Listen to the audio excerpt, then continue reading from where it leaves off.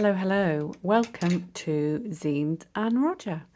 Today's tutorial is going to be a granny square jumper, as I promised in the last video, which was a crochet mohair hat. I'm going to show you the basics and hopefully give you a few hints and tips for making your own jumper or sweater, depending on what you want to call it. There will be an accompanying blog post to this tutorial so that you can go over and find more information there as well if you need to. What you need is a pair of scissors. You need a darning needle for sewing in all those ends and then for sewing your main pieces together. You need a couple of stitch markers, maybe 3 or 4, and I used a 4mm hook. I used a 4mm because my stitches are pretty loose. My tension is loose. If you're a tighter crocheter, then go up to a 4.5mm hook. You'll need a load of yarn as well. I have used Aran weight or worsted weight, and mostly I've used my leftovers of paint box yarns. I've used wool worsted superwash, and I've used wool mix Aran. Now, this is just stuff I've got in stash from various different projects, and over the years I've always bought a few balls here and there. And this is not a sponsored post by them. They probably wouldn't want it to be, because this is going to be very much a an eyeball-y sort of project. And a nice relaxing project. No kind of real sophisticated tips and tricks here, I'm afraid. Just quite a laid back crochet project. So they are slightly different. This one says 200 meters. This is 180 meters. I don't know which ones are which, to be honest. Oh, hang on.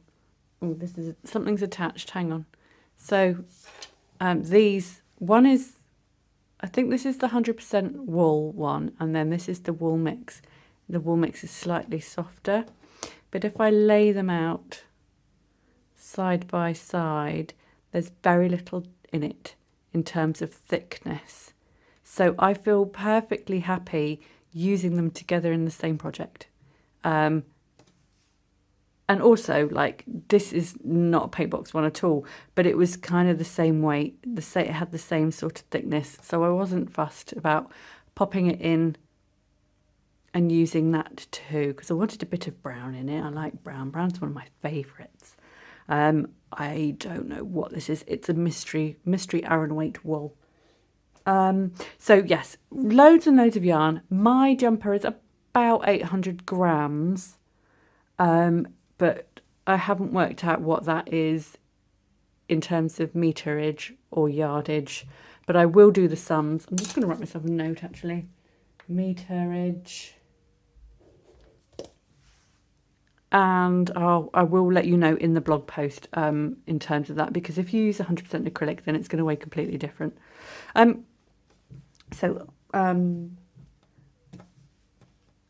What I'll do first is show you how to make a granny square. Is that okay? Do you want to know how to make a granny square first? And you may be able to hear my kids because it's half term this week, so they're not at school. They are upstairs. I haven't got a clue what they're doing. So what you need to do is get all your stash and then just make 2 granny squares. These granny squares are going to be maybe 2 centimeters or so smaller than your favourite jumper, okay? So when you've made your square, the measurement from across is going to be about 2 centimeters less than a jumper you have in your wardrobe that you wear all the time.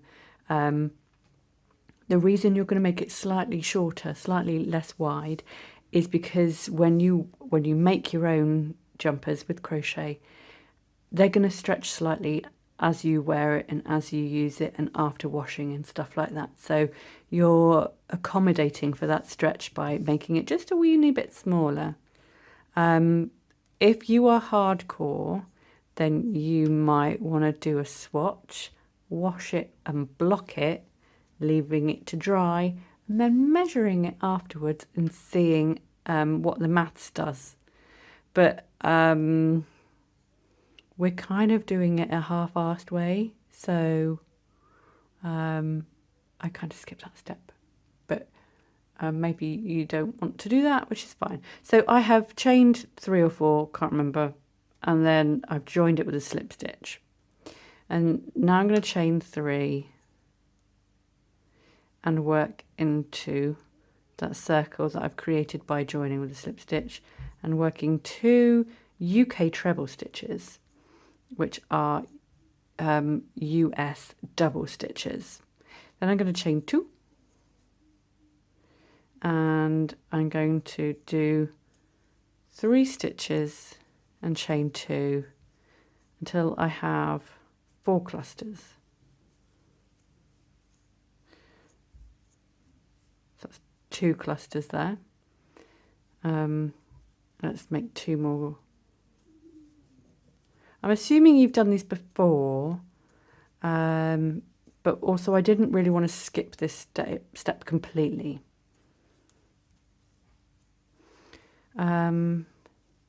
Right, so here's what I do when I want to change colour on a new round, okay?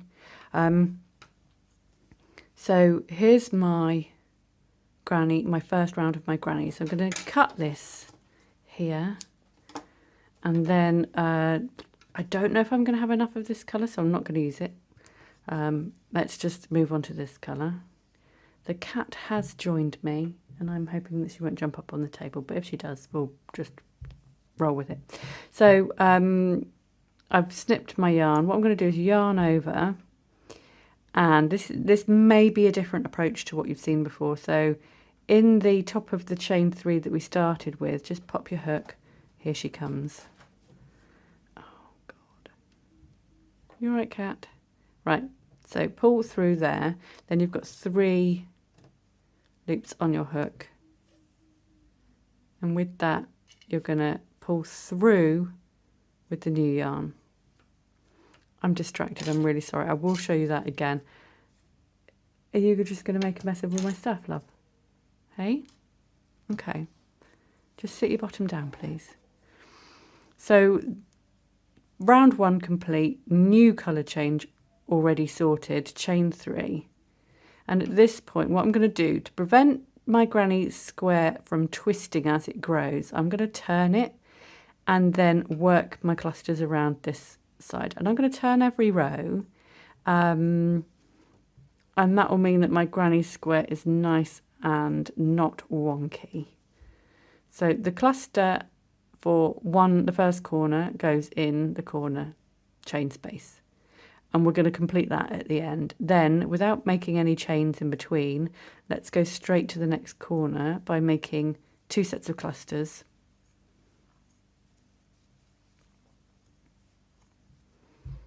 Chain 2 in the corner. I'm not going to stick around and do this for ages and ages, because what I've done actually is I've got a granny square that I made earlier. So I'm just going to quickly buzz round and finish off this, and then what I'm going to do is show you the colour change corner again, because I didn't explain it brilliantly the first time because I was just distracted by a cat, and she's just now sat to my right now looking at birds in the garden. Aren't you, Mrs? She may or may not disrupt us again, I'm not sure. So 1, 2 chain in the corner. We're almost there. You're blocking my light, mate. Get out. Get out of the way.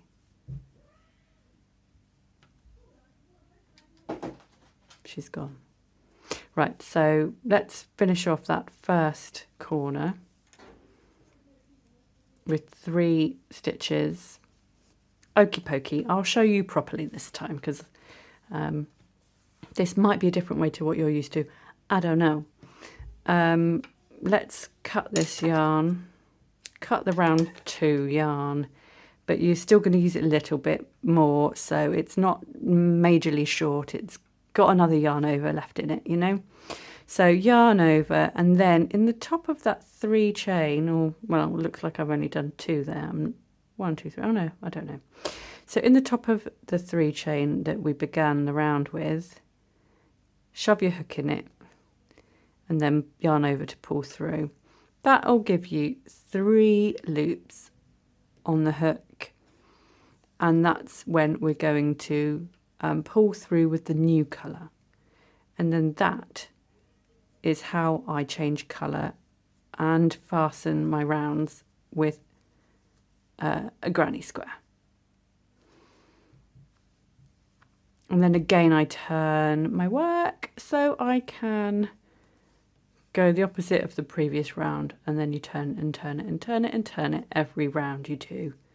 So there's my chain 3, do 2 stitches to finish off that cluster, and then you go around again and finish that round in the same way, the next. So for my granny squares that I made for the actual jumper, I think I did 23 rounds in total. That gave me the measurement that I wanted. What you'll also probably want for this project is a tape measure, so that you can measure everything you do so that you're happy. So you can measure the width of your jumper, you can measure the width of your sleeves and the length of your sleeves so that you're happy. Right, so let's say you have made your granny square to the size that you want it. The next thing you'll want to do is add some shoulder tabs. I drew a chart, and I've taken photos, and I will put them in the blog post because actually they're really useful. Okay, so I've drawn some little charts to show you how to attach these shoulder tabs onto the tops of your granny squares. Originally I was going to do the shaping different from the front to the back, but actually, you know, this is supposed to be quite an easy jumper, so I've made them both the same. The only difference is that they kind of mirror each other, so I have made both versions so that you can see how to join them and how to make them depending on whether or not it's the left or the right side of the shoulder tabs. These are both them. I could have mirrored this one to make it look like it's attached to that one. I didn't. I didn't think about it. With this in mind, I'm just going to do a Diddy version for my swatch here. Okay, this is the right side. The previous row is the wrong side. So in order to match the right side, wrong side, right side, wrong side, what I want to do is do my first shoulder with this will be the right side for the first shoulder tab section. So to keep it uniform, we're going to start in this corner. What I would say is that if you wanted a cropped granny square, before you do your shoulder tabs, build some extra width on the sides by doing some granny stripes, and build out, and you can do it on both sides so that they mirror each other. I would colour match as well, so if you were to add a blue here, add a blue on this side as well, and just do some granny stripes on the edges. You would use a very similar method to what we're going to do now. So let's grab our yarn, and what we're going to do is attach it to this corner here.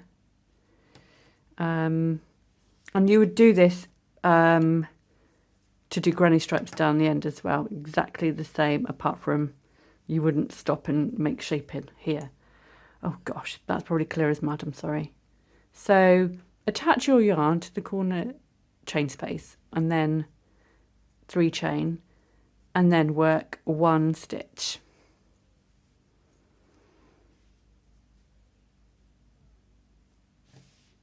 And then cluster in the next. You can, of course, make your shoulders as wide or as narrow as you want within the parameters of your neck space.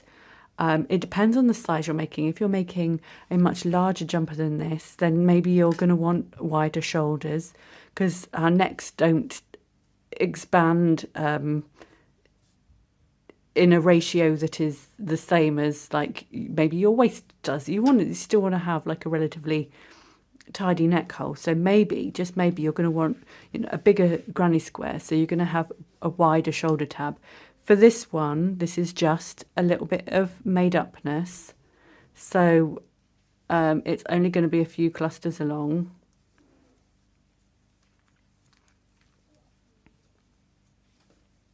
So let's add another one in, just, and then say that this is how wide we want our shoulder tabs to be. Let's say it's, for argument's sake, it's 3 clusters. I think my actual jumper is 6 clusters at the shoulder tab. Hang on. I haven't actually finished recording my neckband yet, but here are my shoulder tabs. This is the last round of my granny square, this turquoise one, and then here is the first row of my shoulder tab, the second row, the third row, and then I did 4 rows for shoulder tabs back and front. So there's 1, 2, 3, 4, and then that's the last round of the granny square on that side. So these are what we refer to as shoulder tabs. If you wanted to, you can add another couple of rows and make a deeper tab. This is going to be quite a high neck, I think. So creating a deeper tab will create a looser neckline, but bearing in mind it will make your jumper longer in total as well, which may be where you want to play around with adding width and stuff like that. But I'm not going to dwell on any adjustments or tweaks like that any further, because you can play around and decide on those kind of adjustments yourself. This is just a granny square with the shoulder tabs and the waistband. I have not fannied about with creating extra length or width by adding granny stripes onto it. I was just saying that you could use this method to do so if you wanted to. Right, I'll finish the neckband of the actual jumper later when I'm just sat on the sofa minding my own business. So let's say that this is our shoulder tab, and I'm sorry if you feel like I'm going in tangents and in different directions. I'm trying to be succinct but also not forget anything. So in the next space, just do 1 stitch, okay, and that's the first round of your shoulder tab, and I've done 4 rows, so I'm going to do 4 rows here and just show you how to do that. So this yarn has obviously been used before, it's a bit kinky, so I finished off the stitch here, but actually I'm going to change colour, aren't I? So let's just undo it.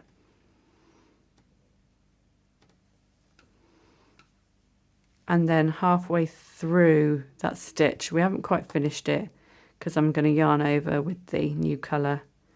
Well, there's 2 sort of pastel-y colours together, which I don't like, but hey ho. Chain 2 and turn. So we're working on this bottom one here. I've just chained 2 here. So I've worked that row, and now I've just chained 2. So we're going to work this row.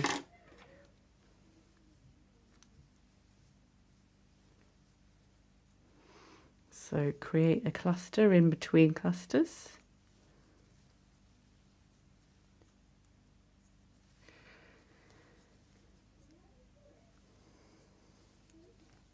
I don't know what the boys are up to upstairs. I've no idea. Another cluster in there.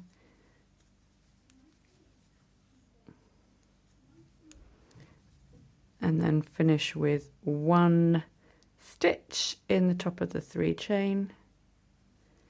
So it's this one here. And let's change colour to this other weird orangey pastel. Chain 3, 1, 2, 3. And then, should I have done 2? I should have done 2. See how easy it is to make a mistake. So it's always, when you're doing granny stripes, so if you weren't doing this shaping here around the neck and we're just doing granny stripes all the way to the other end of the granny square, for example, to attach width, it's always 2 stitches, 1 stitch, 2 stitches, 1 stitch, and that will create a nice straight line. But it is, I mean, yeah, I find it very easy to forget where I am, not pay attention, and then to do the wrong order and then mess it up.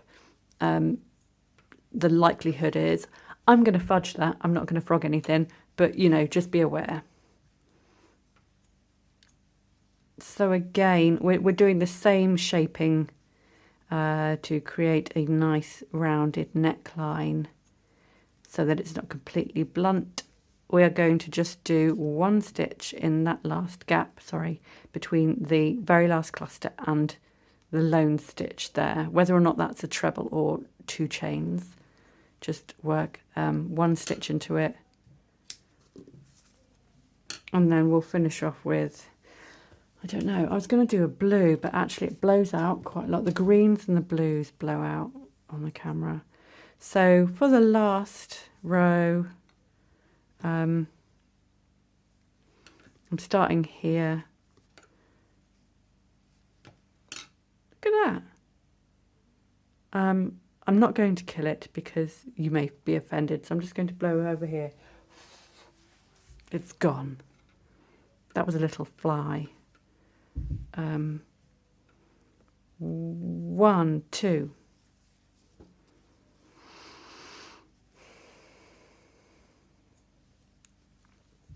I did actually mess up the shoulder tabs, and I filmed where I'd messed up and redid it, but I don't know if I'll include it in the final edit or not at this stage. It depends on how I feel.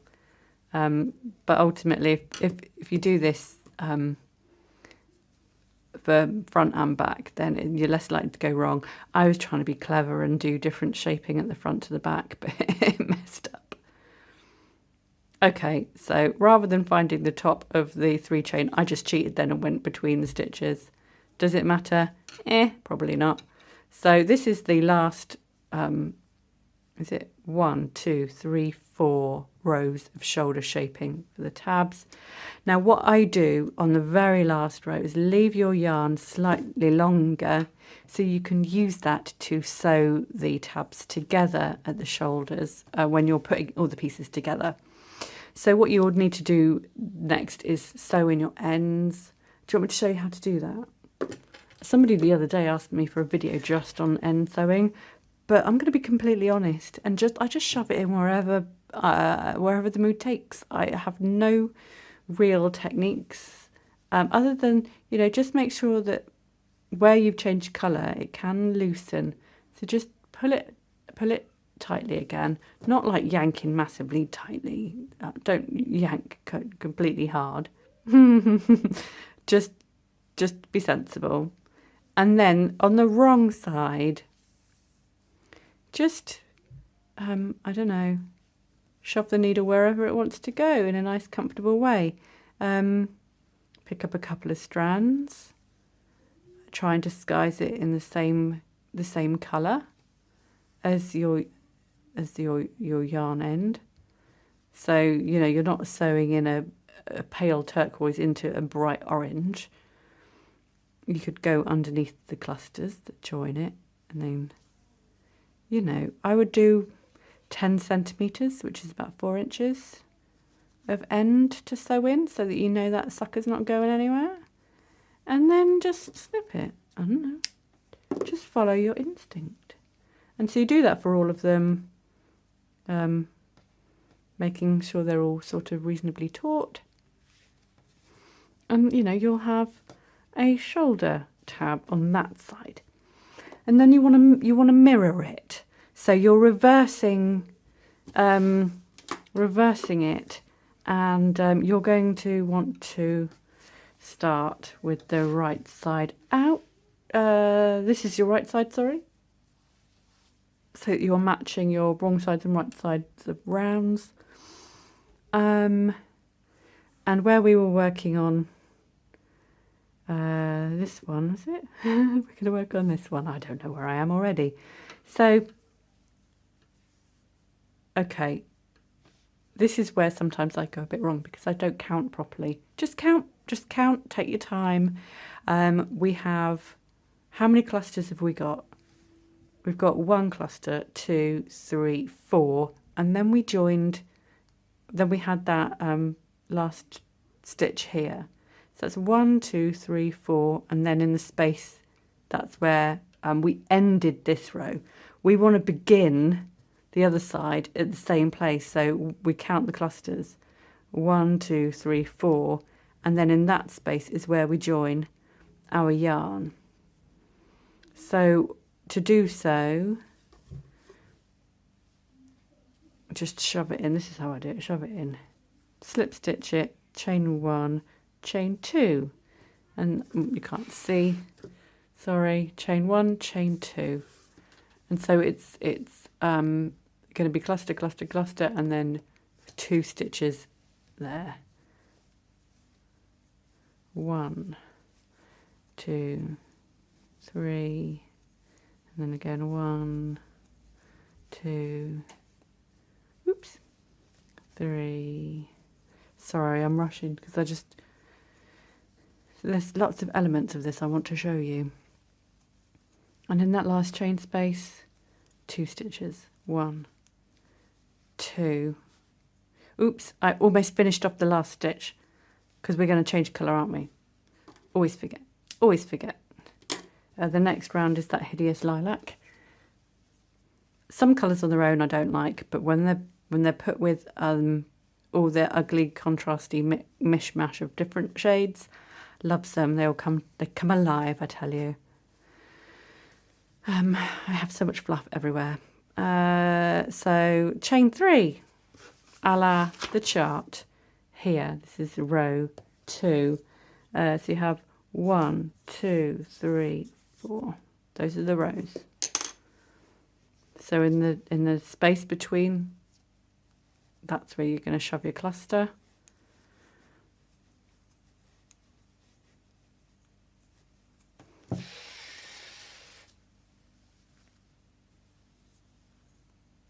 Oops. And then when you get to the end,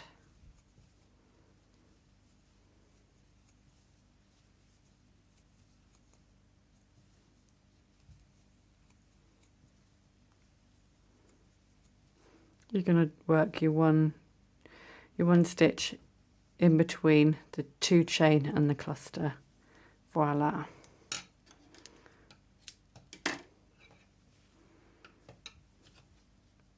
And that's how you do your shoulder tabs for both sides. So you do that for front and back. 1, 2.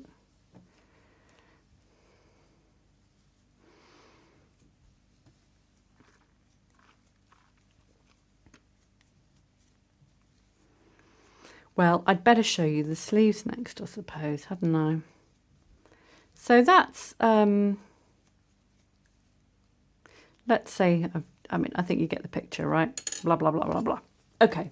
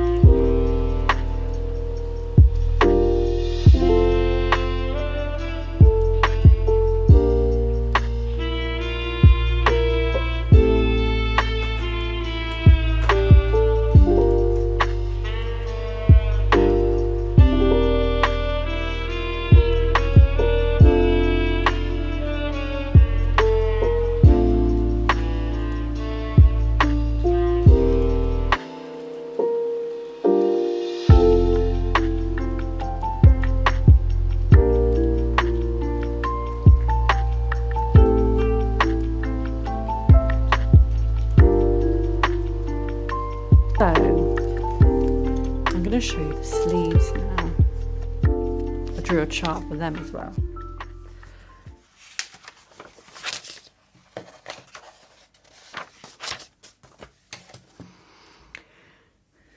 So I figured that I wanted sleeve shaping in this. I didn't just want a granny square folded in half as the sleeve. I wanted them to be a bit more elegant than that. And to do so, you work them flat and then you add increases gradually up the sides to make them wider at the upper arm than down at the wrist. Now, this is a pretty good chart. I mean, press pause if you want, I don't know, or go and visit my blog where I'll put photographs. And what you want is multiples of 3 plus 1. And I did, oh God, got it written down, hang on. I did 43 for my foundation row, which has given me a nice roomy sleeve without it being ridiculously oversized. And it was about, I've written it down, hang on.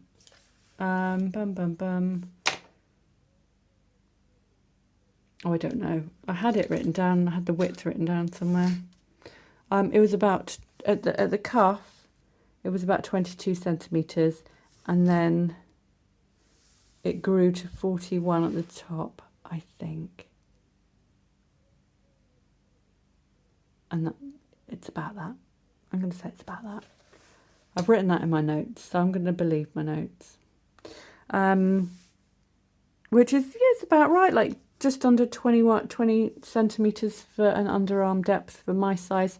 I'm a UK 12, which is a size 3 when you're making handmade garments. I can't remember what the, is it 96 to 106 bust centimetres? Can't remember. Do you know what you could do? Here's something that I didn't actually know about for the longest time. Google the Craft Yarn Council, and they have all standard measurements for garment making. It's brilliant. That's the Craft Yarn Council. They'll give you like neck width, and they'll give you shoulder tab depth. They'll give you arm length and underarm depth and all these different things. And there's a couple of other websites as well that have similar chart measurements, but the Craft Yarn Council is the one that most people go to for grading their sizes of handmade knitted and crochet garments.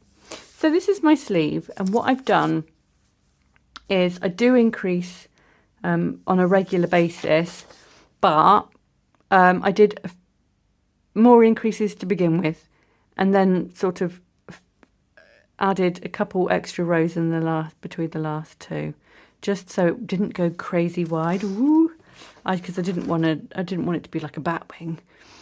So here is a chart that I've written up, which shows you which rows have the increases, and the increases are where you add three stitches rather than go 1 2 1 2 on the granny stripe. Let me show you what I mean by actually making it, and you can see. I have a separate video tutorial for foundation rows, so if you wanted a more in-depth video of that, then it's on my channel. What I'm going to do is chain 2, and then in the second chain from the hook, I'm going to go in, chain 1, and then finish off the stitch. Then, working sort of upside down, a bit perpendicular, but more upside down at this point, go into those 2 stitches that I've just gone into, chain 1, and finish off the stitch. Like I said, I've got a more in-depth video tutorial, but this is how I work my foundation rows for a lot of my projects. I loves it. What I'm going to do is I'm going to follow this chart I've drawn up and do 10 stitches. And then show you the sleeve, how to work the sleeve. I don't know how many this is. not 10, not yet. I've been talking for ages. So rather messily, I hurried out 10 stitches. I would normally take my time over this, but I didn't. So I've been working on it from this angle, but what we want to do is actually work into these stitches along here. That's our first row. And once again, I finished off the last stitch when actually I want to change colour. So I'm just going to undo that.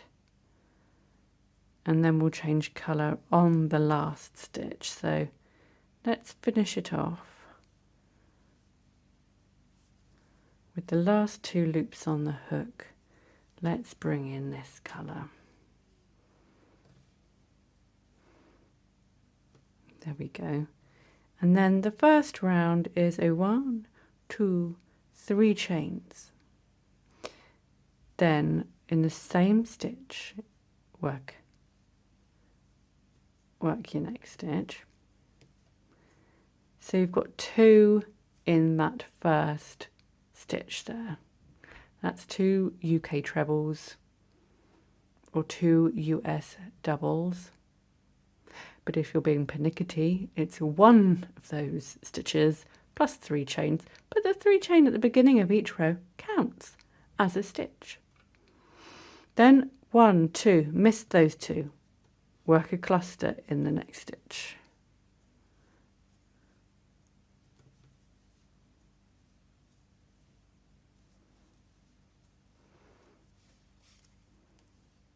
Miss the next 2 stitches. Work another cluster. Let's bring this back in. I've done the foundation row, which is row 1, and I've done row 2, which is this row here. So the next row is row 3, and we're going to start off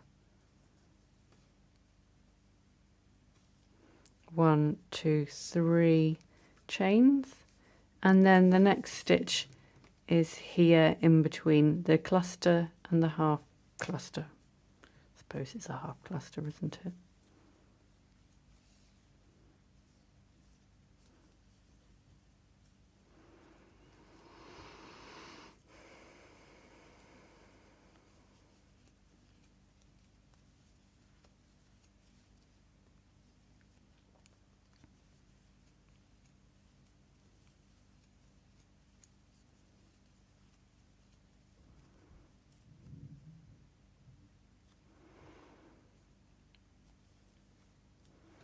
Let's finish this row with 1 treble and then change colour at the same time.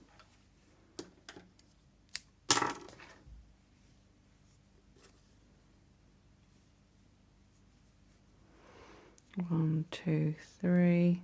So we're on row 4, which is an increase. The increases always happen after you've done 1 single stitch at the end of the row, and in that single stitch at the end of the row, that's when you add 3 stitches.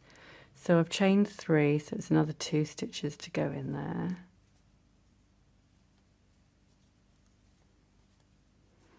And this is effectively your increase, okay? And then we're going to do a couple clusters.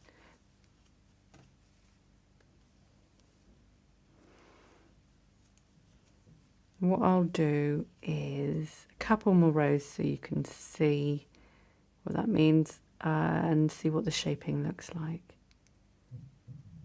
But I'm hoping that this chart will help you see how it's done. And even if you're not au fait with charts, you know, you can see what I mean by each. Oh, look, I've missed off their little doobies. Oh, that is effectively your UK treble or US double stitch. That's what it looks like in chart format.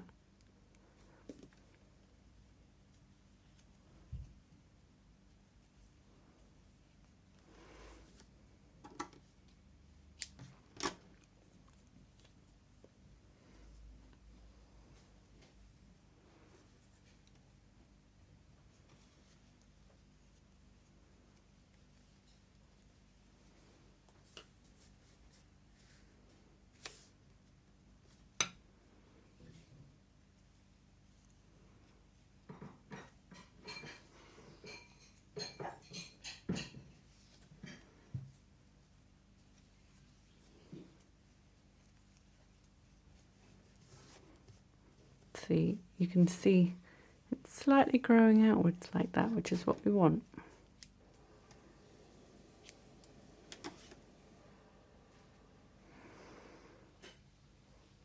Row 1, row 2, row 3, row 4, row 5.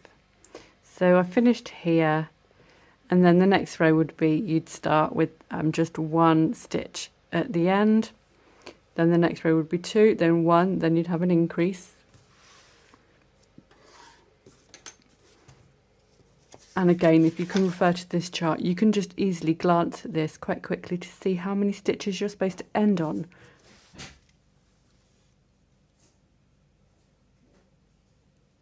So imagine you have sewn in your ends of your sleeve. The last final bit would be working a join as you go rib.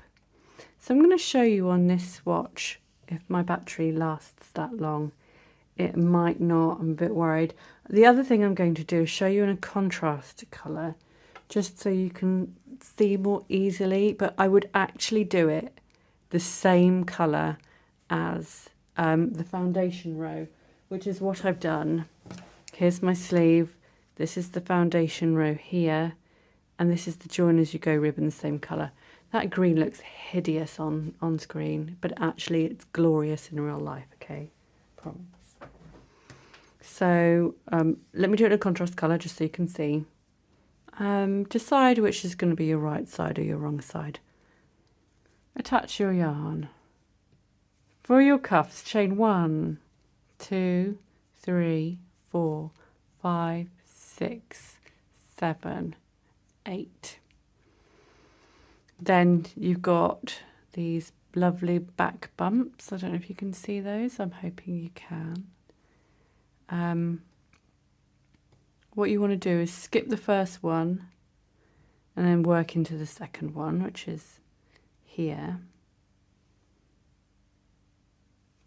I've just got this horrible feeling that this is going to be blurry and it's focusing on the wrong thing, like all the yarny ends that are littering the table now. Fingers crossed it'll be okay. Right, so what we're going to do is it's a 2-row pattern repeat.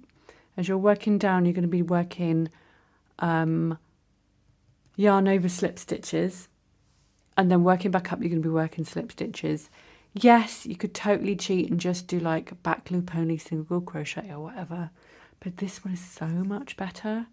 I really, really like it, and I would urge you to do the same. So yarn over and then pop the hook into the back bump of this chain, yarn over and pull through all the loops on the hook. That is a yarn over slip stitch.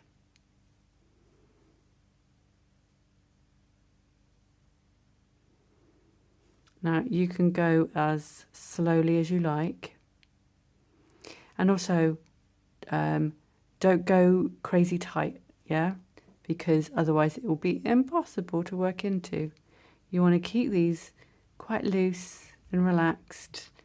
There's no need for like pulling or yanking on the yarn or whatever. Just go nice and steady. So yarn over, pull through all the loops. Last one. Yarn over, pull through the working bit, and then pull through. No yarns over, just pull through. Does that make sense?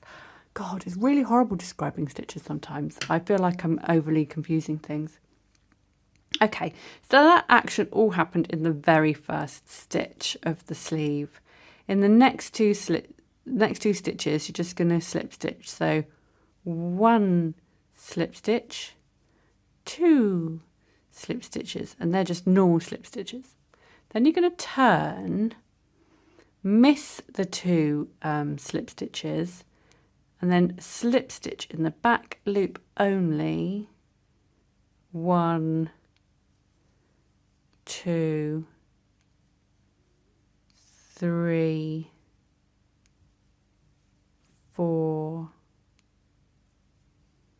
5, 6,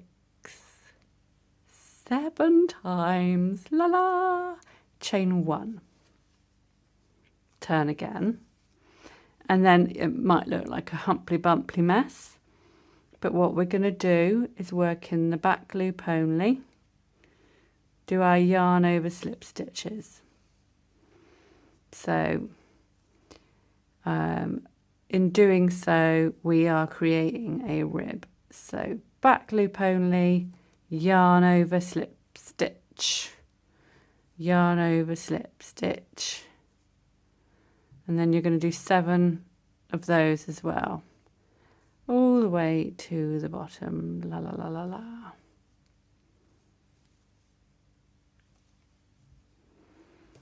And I don't know if you can see, but I am like keeping my stitches nice and loose.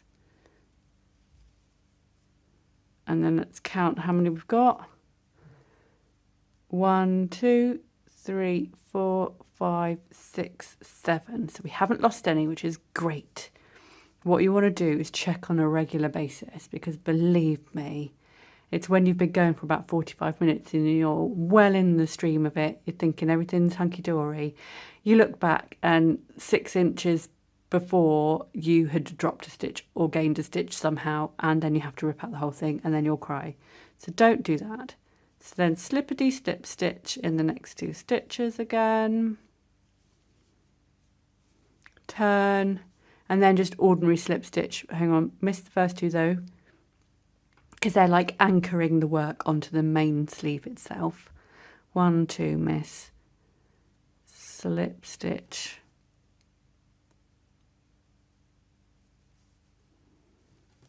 slip stitch, slip stitch, and you're going to have 7 nice basic slip stitches, and then you're going to chain 1 and turn. And then by which point, hopefully you'll know what I'm talking about by now. Back loop only, yarn over slip stitch. Back loop only, yarn over slip stitch.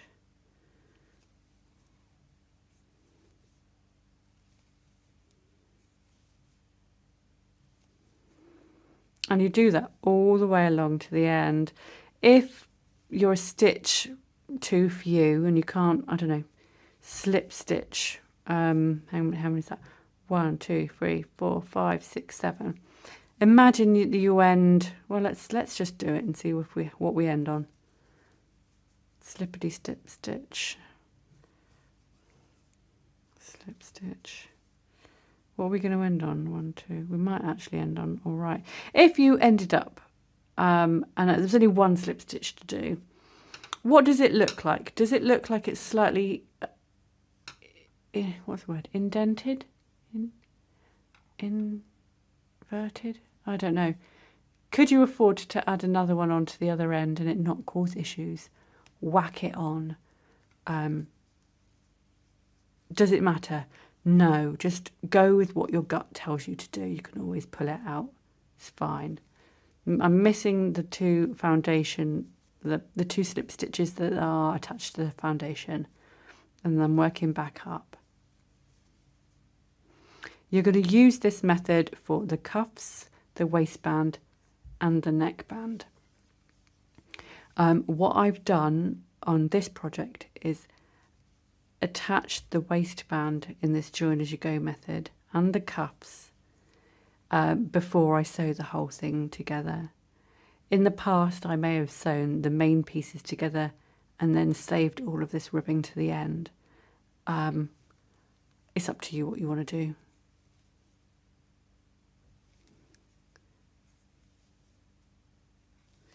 But what I would say is that if you save it to the end, it might stand you in good stead, because if for whatever reason you wanted to adjust the length, the depth of this ribbing, then having it all integrated with all the sewing stitches, do you really want to unpick it all just to adjust your cuffs or your waistband? So you might want to stitch everything together before you add your cuffs. I didn't on this one, but it's entirely up to you what you do. Okay, so we're nearly at the end here. 1, 2, 3, 4, 5, 6, 7. Let's go one last yarn over slip stitch row.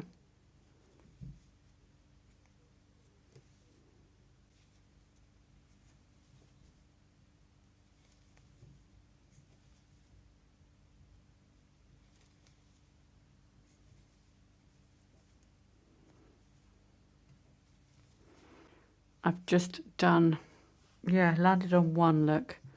There's no more stitches left. I think that's just like a little chain. I don't think that's a real stitch. I mean, you could include it as a stitch if you wanted to. It's like that beginning chain of the foundation row I did. So you can slip stitch in there if you want, and then finish with a slip stitch. I mean, you can tell, can't you, that I'm not really fussed. Does it really matter? No, it doesn't.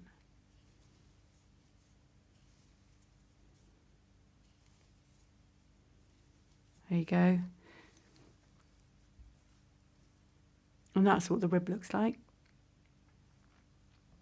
See, this is what I like about the rib for the right side. That's how I like it to look. But on the other side, it's also a very effective looking rib.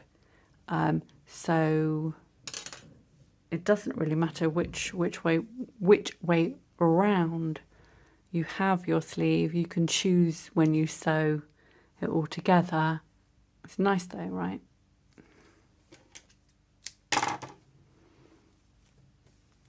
And just pull it through to fasten it off. Ta-da! It's a very small sleeve. Oh, a sleeve for a dolly. That's quite cute. Right, okay.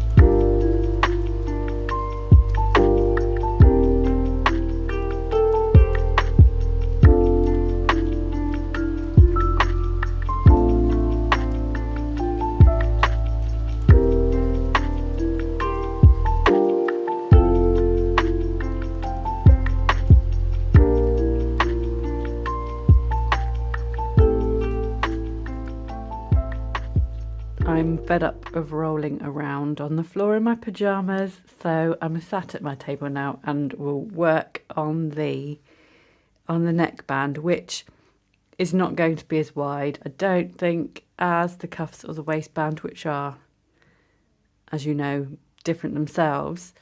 But this is the back of my jumper, so that if there is a visible join, which we'll try and avoid, but if there is one, then it's, you know, at least it's on the back.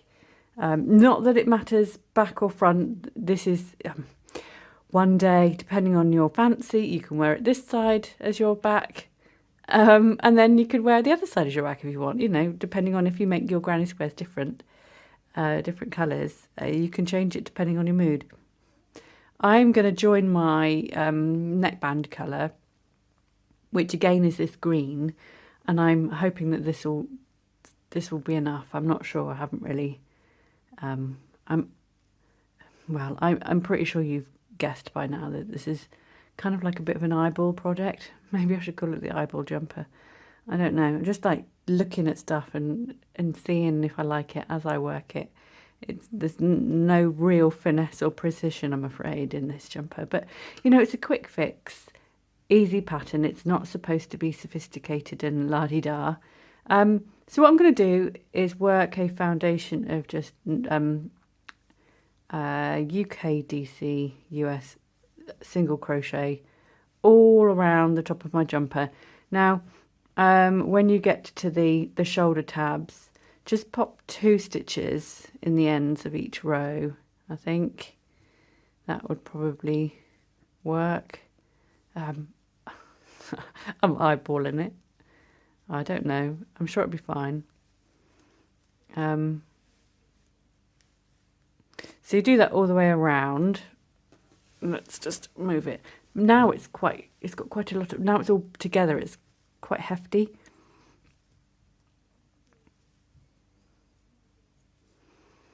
So we're still working on the shoulder tabs here. 2 in the end of each. Moving around to the other side of the jumper.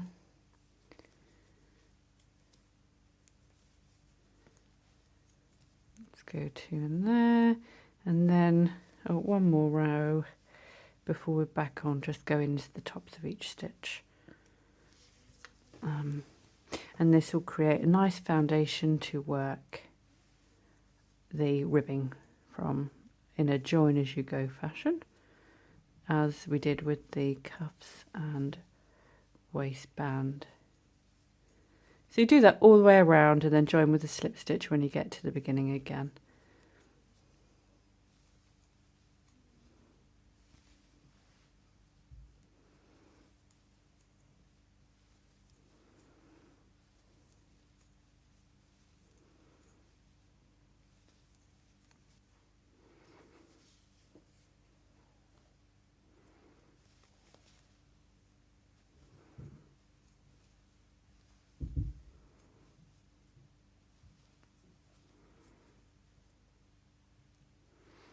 And then I'm now joining with a slip stitch to the first stitch, and then I'm going to chain 1, 2, 3, 4, 5, 6. I'm thinking that will be enough. So this is right side facing. So what I'm going to begin to do is actually, as I work the next row down, it will be as though I'm working wrong side facing for this one. So as before, it's the same rib stitch where you skip the first stitch, half treble into the second chain from the hook, and then slip stitch that one through, and then so that's the same as before, but this time it's just 1 or 2 stitches fewer than the cuffs and the waistband, you know. So you do that all the way down, and then you work all the way around the neck as standard, you know, no kind of shaping involved. We've done that already with the shoulder tabs. This will be as before. This first row is always a bit fiddly though, isn't it?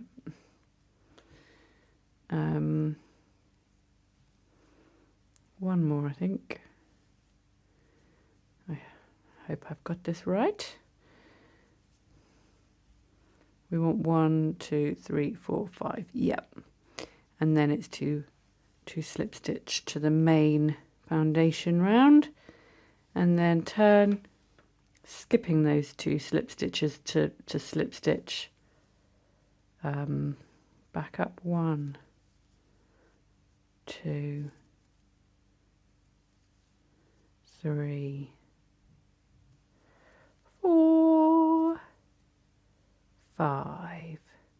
Right, so I think you probably know what you're doing by now, so I'm not gonna show you this bit, but instead I'm just gonna work all the way around, and then I shall join it, probably by sewing it rather than with my crochet hook. But yeah, you get the idea. So basically we're working around the neck hole all the way around, and then that will pretty much be the last job of this jumper. So I think I've given you all the elements that you need. So you'll have 2 granny squares in a size of your making, of your choice. Then you're going to add your shoulder tabs. Then you're going to make 2 sleeves. Then you're going to stitch those pieces together. You may have already added your waistbands and your cuffs, or you might choose to do that once you have already sewn the main pieces together. So you sew your main pieces together by having your back and your front, and then you stitch your shoulders. You lay it out like that, align your sleeves nicely like that. Sorry, drawing over my old schematic. Stitching there and there. Then you fold the whole thing over. Oh no, I've run out of space. Sew the whole thing over, and then on both sides you sew up here and up here, down here, to create your jumper, don't you? And then at the end we do the neckband, and hey presto, you've got yourself a granny square jumper in a few easy steps really. And then if you wanted to, you make your granny square, and if you want it more cropped, add a few rows of granny stitches, granny stripes on the sides, and then you can add your shoulder tabs afterwards, can't you? Or if you wanted to make it longer, you'd run out of space. You'd get your square, and then you'd put your stripes on the bottom. But you might need to make adjustments for hips and stuff like that. And if you've got a bigger bum, obviously you'd need to do some increases. And then you're going into completely whole other project territory. So I'm not going to go there. Oh God, no. Thank you so much for watching. I've been sat here all day. I'm hoping that I'll put together all of this in a lovely uniform fashion, and it all makes sense. Thank you so much for watching. Please do like and subscribe, leave a comment below, and then go and watch all my other videos. Thank you. I'll see you next time. Thank you. Bye bye.